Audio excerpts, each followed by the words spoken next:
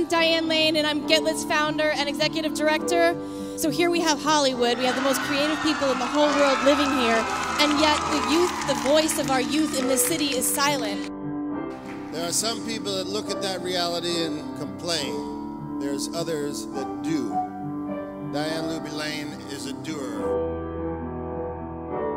Language is important to us. Words are important to us. They were created for a reason. KNX 1070 News Radio. We are proud to name Diane Luby Lane as the KNX Hero of the Week.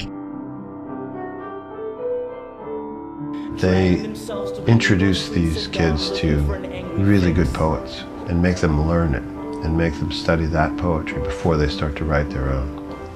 And in doing so, they are attaching a discipline, a literary discipline, to the program that is making these kids think in ways way beyond their own experience. I will not have to say my prayers to the East Pat's heads up. Sorry, honey. It's really important that you hit the word East, because it's not about a location. It's not about a church. It's not about a God. That's what she's saying. It's about I am the blessing. So you can't rush her saying specifically East. You can't rush that. Try again.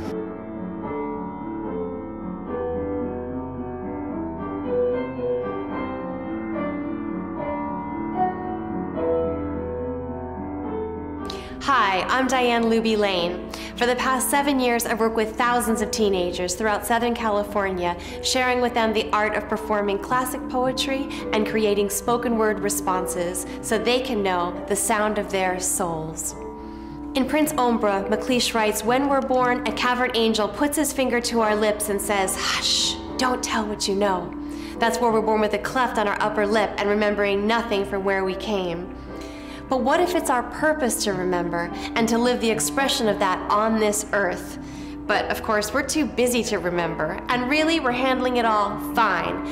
Except of course for that one thing that forever seems to elude us.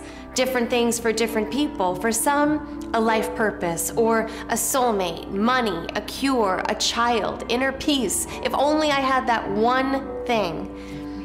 These aches, these wants, these things that we can't seem to have no matter how hard we try, are our holes and the bane of our existence. Except, what if they're not? What if these holes are actually holy? Because they are the things that bring us to our knees, where we are able and willing to commune with something greater than ourselves. At Get Lit, we use poetry to commune with these wounded, open places, to remember who we are and to become whole.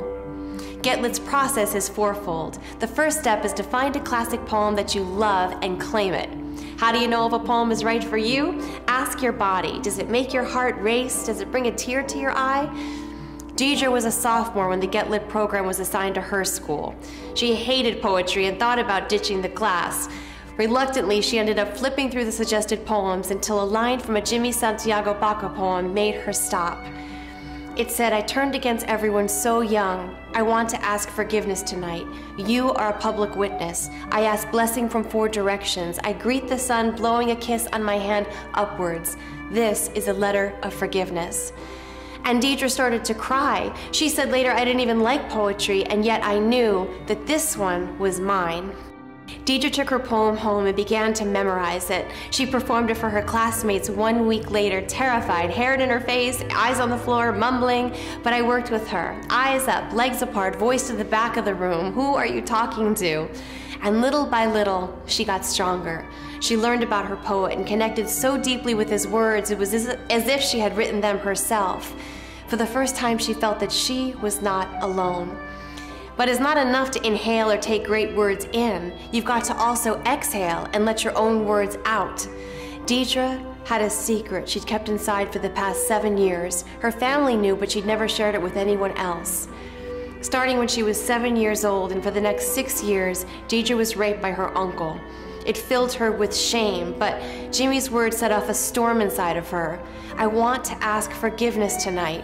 Was it her uncle who should be seeking forgiveness, or her for having such a horrible thing happen to her? She wrote and wrote and wrote, exercising her demons on the paper, which she felt was the best listener in the world. When she finished, she brought her words to school, terrified to share such a personal thing. She came to the front of the class holding her paper, shaking. She spoke, unleashing, telling her tale, tears rolling down her cheeks.